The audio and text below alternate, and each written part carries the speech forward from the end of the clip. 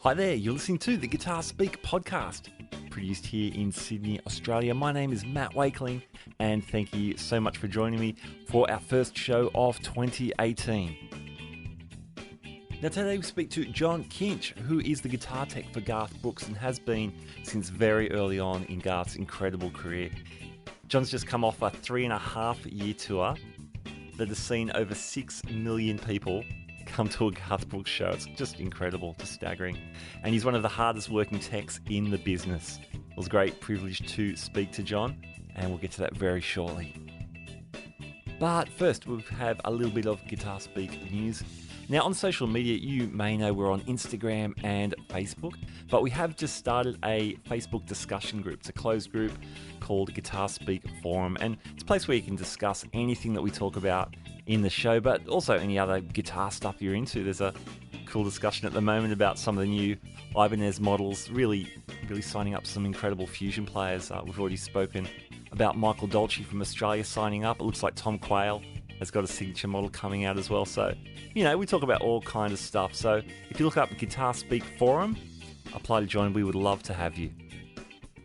Also a reminder that you can access any of our previous 70 plus interviews with leading luthiers, guitarists, manufacturers, players like Andy Timmons, Brett Garsed, Gretchen Mann, Jude Gold, Joe Robinson, Scott Henderson, many more fantastic players from both Australia and around the world. So head over to Apple Podcasts or Stitcher Radio, iHeartRadio, pretty much wherever you get your podcasts from, you can access all of those interviews, and you're welcome to dig through and check them out.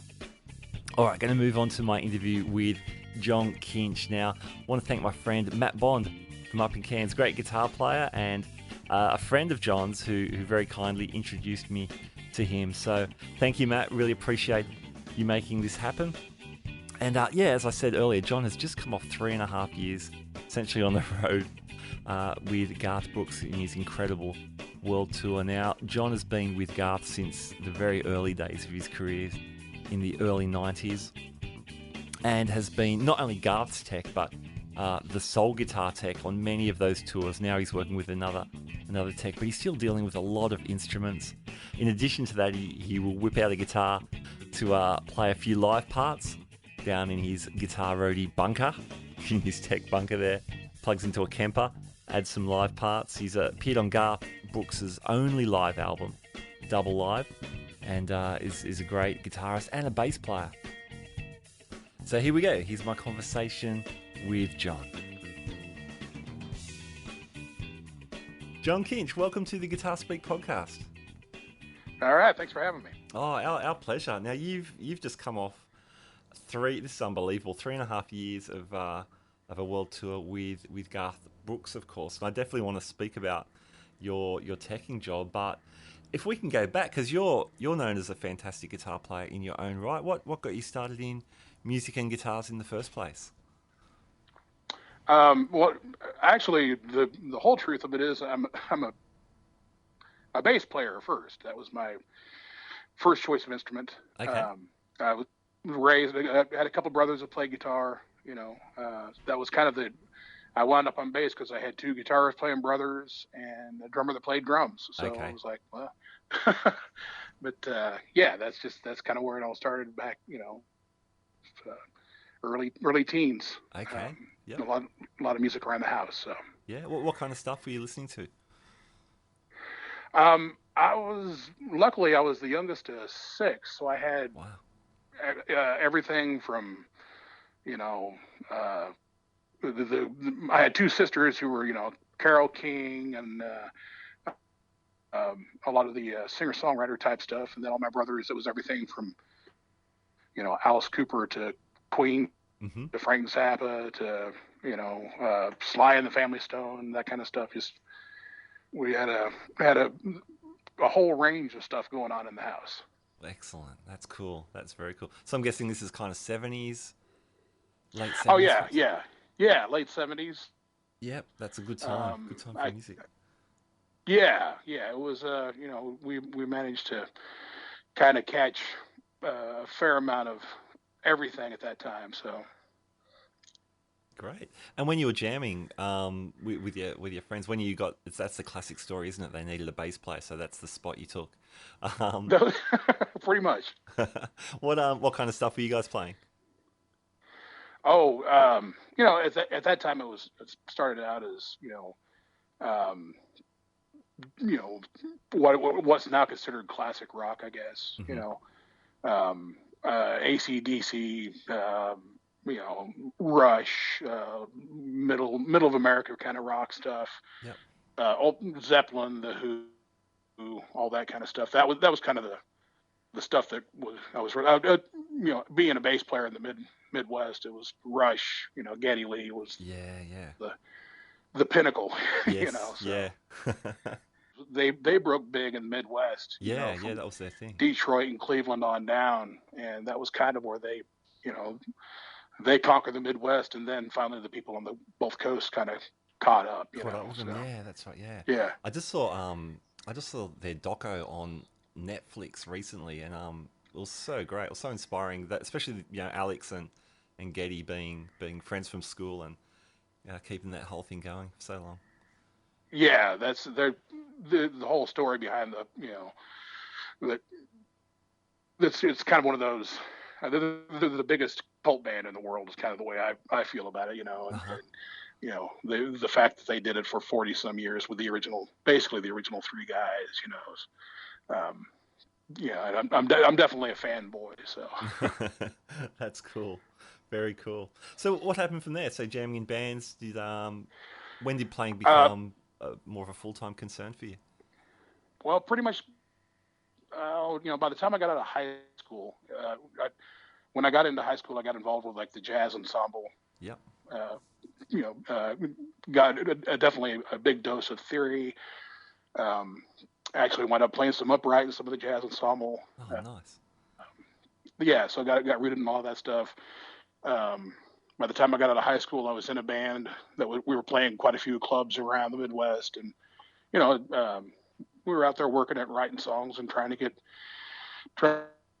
signed, and be the next big thing. And Hmm. that was, spent about 4 years doing that. Um, you and found out that the songwriting aspect of it was um, probably not anybody in my band's strong suit. Uh-huh. So, but we were all great players and we had a great time. It was like, oh, the songwriting thing's a little more tricky. Yeah. What time is this around? Oh, well, I started playing in clubs probably 82, 83. Yep. At that time I was going out and kind of doing pickup gigs, playing, kind of blues or rhythm and blues kind of stuff. Okay. Um, from then on, being in the Midwest, you also had to be able, you had to go out and do country gigs because those were the gigs you'd actually make some money at. Okay. you know. Yes. So yeah, got pretty well versed in going out and doing classic country stuff. Yep. So Great. What was your rig like back then? oh, um, I various and sundry. I started out, I'm a Fender jazz bass is my bass of choice. Uh huh. Amp wise, at one point I had like a Yamaha, solid state head and a 215, and went through. At one point I had a Yamaha preamp and bi-amped into a separate 218 cabinet and 410s, Okay. Yep. Yep. Yeah, that was half a a truck thing. full of Yeah. stuff. Yeah, that was definitely the 80s thing. Yeah. Um, by 85, I wound up buying a used Ampeg SVT. Uh huh. And once I found that, it was like that's why everybody uses it. Yeah. It's Yeah. it Awesome. just has that thing, and Nice. it's actually still sitting in my garage as we speak. Oh, So really? That's cool. uh, yeah, so Awesome, man. Did you what did you run it through? Did you ever go the 810 way? oh yeah. Actually, when I bought the amp, it came with the original two 810s, Wow. and which was way more than I would ever. Yeah, you're going into a club for 48 people, and you got this, everybody's getting nauseous because of all the low end. But most of the time it was just a single the single 810 in the head. Yeah. If we had a bigger gig or if we were opening for somebody, I'd pull both the cabinets out because it looked cool. Yeah, You know. absolutely. That's very cool. Were you getting into the tech side of things at this stage? Were you like looking after, your own setups or whatever? Yeah, yeah. It was kind of at that time. You just had to. Yeah, there were guys that took care of guitars and whatnot around town and stuff, but for the most part, it couldn't afford to pay anybody to work on any of my stuff.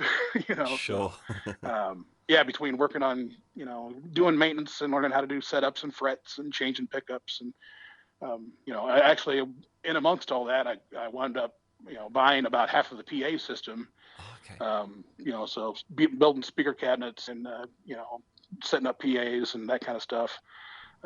Also kind of came along with that. Okay. Back in those days, most of the clubs in the Midwest, they didn't have their own PA. They didn't have their Okay. own lights and that kind of stuff. So Yeah.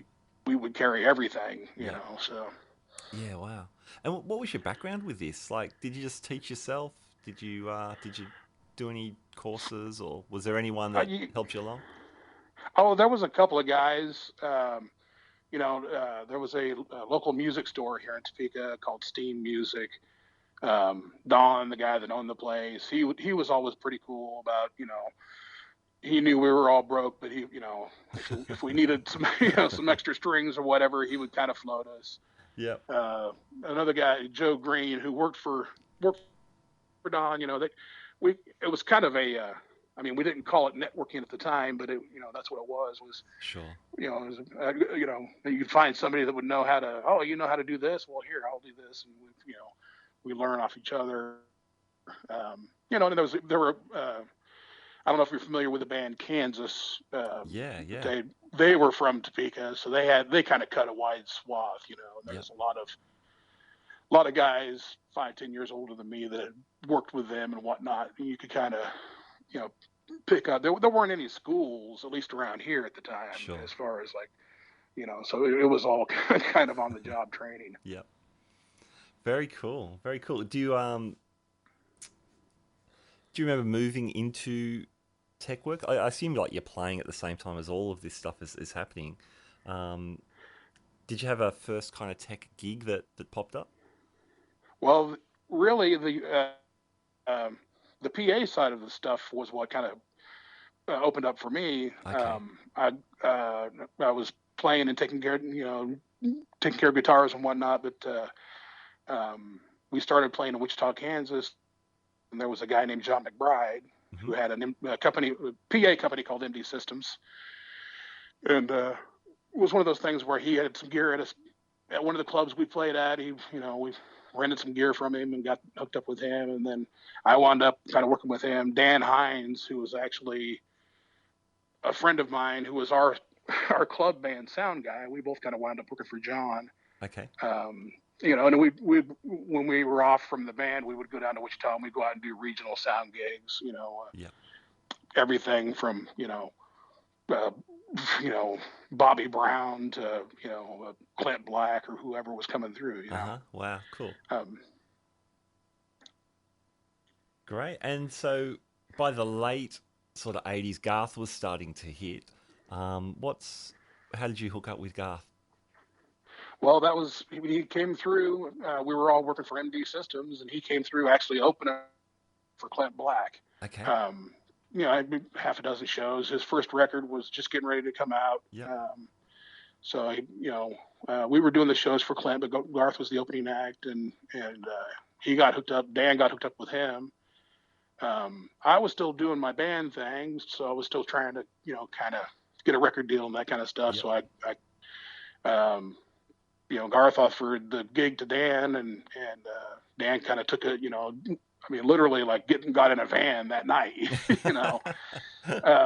But there was we were all kind of seeing the country thing was kind of starting to blow up, and Yep. we were seeing a lot of country acts coming through, and so Dan kind of wound up relocating to Nashville. I think I was probably 89, late 89, somewhere in there. Okay. Yep. And then John, who was married to Martina McBride, who's now, the world-known country singer, she was trying to get a record deal also, so they wound up moving to Nashville along that same time, so that Martina could work on getting a country record label deal, and yeah. So yeah, it was just kind of a little pipeline through the PA company. Okay, sure. And when did the job for you come about then? Well, I wound up going down to Nashville towards the end of 1990 Okay. and Yep. working for a couple of weeks. You know, the PA company at that time was doing mostly Garth stuff, and Garth was starting to blow up, so we were trying to build a PA big enough to go out and do arena shows. Oh, okay. Yep. Wow. Yeah, so I wound up doing some work, and then came home for a couple months, and then it was between talking with John and Dan, they were both trying to convince me to come back down. And yeah. So the middle of '91, I moved down and went to work, with John and Dan, kind of with Garth, working specifically with Garth. And the idea at that time was that when he went, Garth was going to go out in 1992, and he was going to be a headliner, and do arena shows. And, yeah. So we had one year's worth of work, at the time. So there was, packed up all my stuff in my van and moved to Nashville for a guaranteed 1 year's worth of work. Yeah. Right. So. Wow. So there you go. What was Nashville like around then? Like I've got friends who live there now, and there's talk about current Nashville versus older Nashville. What was Nashville like in the early '90s? Yeah, it was still. It's not obviously L.A. or anything, mm-hmm. but back in the '90s, it was a pretty rural town still. The country music scene was based out of there, but it would definitely hadn't. It's really boomed here in the last 10 or 15 years. Back the early '90s, it was the lower Broadway scene. If you wanted to go to Tootsie's or Robert's Western Wear and that kind of stuff, you didn't want to leave there after dark by yourself, because that part of downtown was still pretty rough, Yeah. And but now it's all that whole lower Broadway thing is just crazy, and they have it's a major boon for the downtown economy, but it's such a scene that I kind of avoid it. Yeah. But there's 1,000 great players down there. Sure. And, it's really cool. It's about 20 years past my time to be doing that. So. Uh-huh. I want to fast forward to the current tour, but I think we should talk about you playing on Garth's only live album, Double Live. How did that come about? Well, yeah, that was during that time. I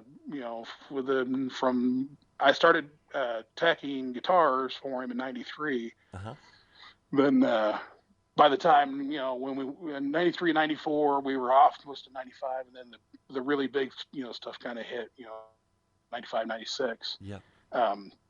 I was still teching, but there was a lot of stuff that he would he would record stuff and then play live, and he would have me actually play a bunch of guitar from underneath the stage, which was that was my kind of between trying to keep everything working and keep everything in tune. I'd jump out and pick up the Telecaster and play rhythm parts to try and keep everything filled up when when James Garver, who was the lead guitarist at the time, he was great, but the solo would come around and everything would kind of fall apart. So, uh-huh. So I was kind of the de facto rhythm guitar player / tech at the time. Okay. So I'm just picturing you, in your guitar tech pit, just grabbing a guitar and wailing some rhythm for a few tunes and then restringing something. Or Sure, yeah, oh yeah, sure. That's cool. I did. I played guitar on a bunch of tunes. I played some keyboard parts. Okay. I was at one point I was playing tambourine. So okay. Which I was not a tambourine player by any stretch of the imagination, but I think Garth enjoyed it because it made me look funny. Filling all the gaps. That's awesome. Pretty much, yeah. That's kind of how that's kind of how our campus, where Garth's camp has always been, is that at any given time, it's oh, you're a lighting guy. Well, you got to help out selling T-shirts or whatever. Yeah, It's yeah, just it's always been that do whatever it takes at whatever moment to make it happen. So yeah. Well, it sounds like you're there pretty much from the ground up to build an incredible career, but also an incredible team of people. yeah, that's kind of you know the the cool thing was we had this, and it's a pretty small camp. He doesn't like having 75 crew guys. I mean, there's just a handful of us, and we all worked all through the 90s, and then when he kind of retired, some of us kind of retired. Some of the a couple of the guys kept kind of gigging or whatever. But Yeah, when 2000 came around, he would call up. We would go out and do one-offs every once in a while. But yeah. he kind of called all the old guys back, which was unheard of in the music industry. Okay. So you're talking about the period where Garth kind of slowed down, I guess, in the early 2000s for a while, and Yeah, yeah. So that's cool. That's cool. He kept the family together, as it were. yeah. That's the definite definition of the. Yeah, he's a big family guy. Likes to see all the same faces. Um, he's kind of the opposite of some of the other kind of legacy or heritage acts that have Okay. gotten to that. They just all I want to do is make sure that my microphone works when I get on stage. That's Yeah, all sure. So, Yeah. but Oh, that's really cool. That's really cool. I love that. Hey, in around '96, Takamine released the Garth Brooks signature guitar. Were you privy to any of the discussions about that model being produced? yeah, we had Garth was the one that basically kind of came up with the idea. We had been using he had been a Takamine guy since early on. Hmm. Basically through Steve Warner was kind of the first big talk guy in Okay. Nashville, Yep. Yep. Yeah. I remember. and I remember the ads with yeah, him. Yeah. sure, yeah, yeah. Steve's just a ridiculous. I mean, he's Yes. such a good player and the nicest guy on the face of the earth. So. But yeah, Steve kind of hooked up Garth with Dave Vincent, and you know, at early '90s we were using the EN10s and the EN15s, and then Yep. there was kind of some talk about the signature. They wanted to do a Garth model, and so Garth wanted to change it up a little bit. So he was the one that came up with the idea of the sound hole design, and it took a couple of tries, Hmm. a couple of prototypes, but they, actually when we kind of got it narrowed down to the one particular prototype, and we were getting ready to start the tour, March of '96 or whatever it was, and we were waiting and waiting for these guitars to come in from Japan. Hmm. And at the time, I still had a batch of the 15s that in case the new ones didn't come in. And literally the day before we put everything in the truck to go to Atlanta, we wound up getting 4 of them in. Dave Vincent came, running into the warehouse with a couple of guitar cases, and he's like, "Oh, they finally came in." So, Wow. yeah. So Awesome. Very cool. Now, if we fast forward to now really. So as we said at the start, you're on a few weeks break after being part of this incredible Garth Brooks tour, 3.5 years. I've read something like 6.4 million tickets sold for this yeah, last world tour. yeah. That's incredible. What's a day in the life of a tech on a tour of that magnitude like? I can't even imagine. Um, it was fantastic for the most part. I mean, there's obviously a lot of long days, Hmm. but we're just insanely blessed that Garth sells the amount of tickets that he does, Yeah, and yeah. we get to do basically we were doing kind of 2 to 3 cities a month, where we would load in on a Wednesday and then have shows Thursday through Saturday or Sunday, and then Hmm. load out and go to. So it was, the load in and load out days were usually kind of long days, but Yeah, sure. most of the time, get to the gig at 2 o'clock, Hmm. have a 7:30 show, and be back to the hotel by about midnight. Yeah. Um, the only, of course, um, Garth's work ethic is that if he's standing up and breathing, he wants to be working. So we wound up doing a lot of double shows. So we would have we load in on a Thursday and have 2 shows Friday, 2 shows Saturday, and load back out. So those days you wind up get to the gig at 11 o'clock in the morning for usually a 3:30 show, and then have another show at 7:30 or 8. Yeah, that's huge. So those days were were a little bit longer, but but the idea also was that it was one less day that we were out. Yeah, sure. Yep. So that's but yeah, it did on a double show, especially the double doubles where we would do it back to back. It was go to the gig, leave the gig, go to the hotel, get up, go back to the gig. At some point get a cup of coffee and just do shows. So. Wow. Now with the tour, I understand there's 2 guitar techs for the whole band. Is that right? Yeah, that's part of our. Yeah, that was actually kind of a big change for us from the 90s. Was back in the 90s, I was the only tech. Okay. So I was taking care of the entire band and kind of keeping after the keyboards and the drums when I could. It was most of the time. I mean, fortunately, Mikey Palmer, who's Garth's drummer from forever, and Dave, the keyboard player, Dave Gant, they're self-sufficient for the most part, and they understand that, I was like, okay, I've got 8 things to do in the next 5 minutes. So you guys are on the list somewhere, and, so fortunately we got this go around, we got another tech, Scotty Fowler, who's another Kansas guy, as a matter of fact. Okay, cool. Yeah. John McBride, MD Systems, Wichita, Kansas. He was in amongst all that. There you go. Small world. Yeah. He was in Nashville. He was working with Miranda Lambert for a couple of years. And then when our thing kind of started coming back around, Garth was kind of asking about getting another tech, and Scotty's name came up actually through John, and so it's like, oh yeah, well, obviously he's part of the camp, even though he wasn't really part of our camp back in the 90s, but he's definitely in the same vein as everybody else. So great. And how do you divide up the responsibilities? Basically, we just kind of, I work stage right, he works stage left. And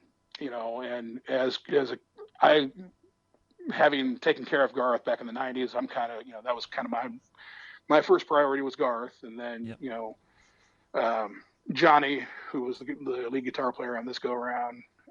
And then Jimmy Mattingly is also stage right, so I kind of keep track of those 3 guys mostly. Okay, yeah. So Scotty kind of, he would work stage left. He'd take care of Bruce and Mark Greenwood. And he jumped in on the drums. I don't know if you've seen the gigantic drum orb that we had this time around. Yeah, it's crazy. But so that was kind of Scotty's. He would come in the morning and that was kind of nice for me, because I was not a drum tech by any means, but I did what I could because I had to, but Scotty definitely jumped in and wrestled that thing. So it was wonderful. So. Wow. So on your side of the stage, how many instruments would you be looking after? Because I know it's not just the acoustics and electrics. There's mandolins and all sorts of things. Yeah. We got, Jimmy has at any given time 3 or 4 fiddles. Dave also plays fiddle on one tune. We got Amanda. We got Amanda cello. I always like basically the breakdown for during a show. I always have 3 acoustics that are ready to go for Garth. Yeah. And then Jimmy has an acoustic and a spare. Johnny has 4 or 5 guitars. Then I have the 2 guitars that I would play during the show. And there was, we always had spares and backups in the trunk. So it was roughly about 15 guitars stage right. Okay. Stage left, Scotty had probably 10 at any given time. A couple of basses for Mark, and then Bruce mainly played steel, but he also played electric guitar, and then he also played slide, like kind of a lap steel kind of thing. Oh yeah, yep. So yeah, so it was a fair amount of a fair amount of, and I mean, nothing crazy, nothing, I have a friend of mine that works for Cheap Trick, and Rick Nielsen has, 3 dozen guitars just for him, Yes. whatever. Yeah. How often are you doing restrings? Does that depend on the guitarist on their preference or? Yeah, yeah. For Garth, I kind of have like the number one. I'll set up a batch of guitars and I'll kind of pick out which will be the number one and then kind of a number two. But Okay. I have fresh strings on his guitar for every show Yep. because he just he just beats them to He death. goes hard, yeah. Yeah, yeah. I'll keep him on fresh strings for every show. Jimmy on his acoustics, I usually get 2 shows out of a set of strings. Yep. Whatever, like Johnny's number one, like he's got a 62 Strat that he plays a lot. Okay. That's every 3 or 4 shows on his strings. Yep. But I kind of rotate, I'll because he's got a Strat and a PRS, and then there's a Strat that's a half step down that he plays some. So it's Okay. yeah. At any given time, I'll have 3 or 4 string changes before a show. Yeah. It's nothing real crazy, but it's enough to keep you busy. Yeah, sure. Have there been any sort of major repair jobs or anything you've needed to do on the tour? Yeah, I mean, there's always, maintenance. That's the kind of the thing. It's kind of preventative maintenance. Okay. I try Yep. to, at any given time, doing, a little fret dress or just kind of basic setups, broken tuning keys, faulty pickups, all that kind of stuff. Yeah. Actually, during the show, I don't, that's part of the thing of having backups during the show because you don't want to be trying to change out a pickup during a show. Of course. But at any, Garth and his acoustics, he'll drop them or he'll throw them to me and I'll drop them. Yeah, well, you've become famous for catching Garth's acoustics. I catch most of them. That's kind of my, some of them definitely get away from me, but that's I luckily Takamine, I get tuning keys and preamp bezels by the dozen. Really? So, yeah, but I've managed to keep. There was a couple of them that got annihilated. There was a guitar that got away from me in Omaha, Nebraska, that actually went over my head and hit the edge of the stage as it was going off the stage, and shredded the frets on the high side of the neck. So it's that kind of stuff I just take and I just put in a box and I send back to the warehouse. And Okay. that will go to an auction or something because there's no repair in that. There's no way back for that one. Yeah, and Garth loves that stuff too. He's like, what happened to that one with the one that's got the headstock broken off of it? Yeah, it's in a box. You can, So he actually, he'll gift those kind of to people, or he'll use them for, auctions, fundraisers, that kind of stuff. That's cool. That's very cool. Yeah. Nice. What about effects and amps? Do you have anything to do with those, or is that a different take? Oh no, yeah, me and Scotty are both all up in that. I'm a little bit of an amp guy, enough to know what I took I took a tube amp class about a year ago. There's a guy named Bruce Egnator Amps. Oh yeah.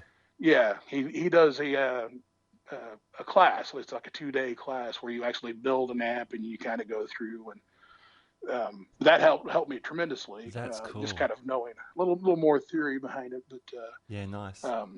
I've heard him talk about that course. Actually, he sounds really interesting. Yeah, it was really cool. He does a couple of different ones. He actually does the amp building class, and then he was doing like kind of a master class that I want to go do, but he only does that once or twice a year. Okay. I've been trying to get that because it gets more into the the theory behind the electrical engineering as opposed to just going, okay, here's how a tube works, here's what but I had a fantastic time and then built a great amp, and it definitely helped me in just kind of understanding the physiology of the whole thing. Okay, cool. Very cool. Are the guys running any elaborate effects rigs? Not really. Johnny is, thankfully, stomp box guy. I mean, that's Yeah. kind of my, that's, Yes. I'm like, we do carry some Kempers. I use Okay. a Kemper. Garth uses a Kemper for his guitar, and then I have one for mine. Okay. Luckily enough, it was kind of I didn't get too far into the programming. Yeah. We had some of the profiles from Michael Britt, and you just kind of went through and picked a half a dozen of them and set them up for the show. Yeah. Cool. But for the most part, yeah, it's tube screamer, a delay pedal, and straight into a Marshall. Okay. Nice. We do use ISO cases. Okay. Yep. The 212 and an ISO case, but it just kind of helps to keep the the roar down a little bit. Yeah. Sure. So everyone's running in-ears, I imagine. Well, that's most of the guys in the band are on in-ears. Yeah. Garth hates in-ears. Okay. He's tried it a couple different times, and he'll do it if he absolutely has to. Mm-hmm. But for the most part, he likes, he just the crowd noise. I mean, he'll sacrifice, if he can't hear himself, as long as he can hear the crowd, he's okay. But Yes. and then, we've got, I don't know, whatever, 64 wedges under the stage, so he's usually, he can hear himself fairly well. He's doing all right. Yeah, he's doing okay. That's cool. That's so good. So, man, 3.5 years. So what's next for you then? You must be enjoying the break. Yeah, getting home the day before Christmas and having a little bit of a holiday has been wonderful. Yeah, right now we have the Houston Rodeo is coming up in February. Mm-hmm. And we're opening the rodeo, and then we're going back 2 weeks later and closing it. Oh, cool. And so we've a little bit of emailing and stuff going on right now. I'm actually going to go down to Nashville next week and spend a couple of days kind of, undoing some of the stuff from the tour. A lot of the gear is kind of tied in with pieces of the set, Okay. Yeah. So we'll kind of undo all that and kind of repackage it to where we can go out and kind of do one-offs. Okay. So that's kind of the next step.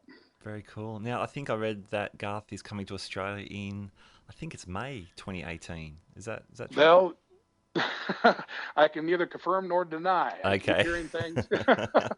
Okay. Yeah, I know it's being worked on, and and we've had some discussions. Yeah. He wants to, but it's just going to be a matter of and he was by the end of the last couple of months of last year, we were working so much that he wasn't even looking. He was just looking towards the last show in Nashville. Sure. And then, everybody get a nap, and then we'll come back and figure it out. But I wouldn't be surprised if we make it over there. I know he really wants to, and I definitely want to. We got to go there back in the 90s for a month, and it was fantastic. Mm-hmm. So yeah, great. Well, we would love to see you, and there's plenty of fans down under that would be very excited about that show if that comes about. Yeah. I mean, it was a shocker to us, or at least to me. When we went there in the 90s, I thought, oh, well, this will be kind of cool. And then we were, it was like, holy cow, people are really into this thing. It was fantastic. So yeah, good stuff. Excellent. Well, hey, John, thank you so much for your time. It was so great to talk to you. Loved hearing about your career and, of course, the tour and all that goes into being a tech. It looks like a massive job, but it sounds like you're having a good time. Oh yeah. I mean, it's it beats working for a living. That's kind of I mean, I've been fortunate enough to I've done a couple of real jobs, and that doesn't compare anything to stringing some guitars and staying up late and hanging out with guys I've known for 30 years. So that's great. That's so good. Excellent. Well, hey, enjoy your break, and hopefully we'll see you later this year if all things work out. Yeah, sounds good. Yeah, if we're down under, look me up, and I'll give you a nickel tour. We'll get to see all the fun toys that we carry around. Oh, I would love that. That's awesome. Cool, man. Hey, thanks, John. Really, really appreciate it. And yeah, Sure. That's awesome, man. That's so good. So fun talking to you. Yeah, good to talk to you, and take care. We'll hopefully see you soon. All right, there you go. My conversation with John Kinsch, guitar tech to Garth Brooks and the Garth Brooks Band, hopefully coming to Australia later in 2018. Man, I love talking to John. What a humble, yet very hardworking and obviously very talented man. So really enjoyed that. If you enjoyed the episode, why not share it throughout your social networks or however you do that kind of stuff. We appreciate that because it helps us get the word out for the podcast. Hey, thank you so much for joining me. At the end of 2017, I posted some collages up on Instagram with all the guests we had over the year, and it was amazing just looking back at some of the fantastic things we got to do. So thank you for being a listener. Without you guys, we wouldn't have a show. So thank you for making it all happen. If you've got any comments or feedback on the show, I always love to hear that. So you can drop that off at the Facebook group or the Facebook page, or send me an email at guitarspeakpodcast@gmail.com. Again, would love to hear from you in any kind of form. All right, I'm going to get out of here. My name is Matt Wakeling. Thank you for joining me on the Guitar Speak podcast. There's lots of great stuff to come in 2018, and we'll catch you next time. Bye.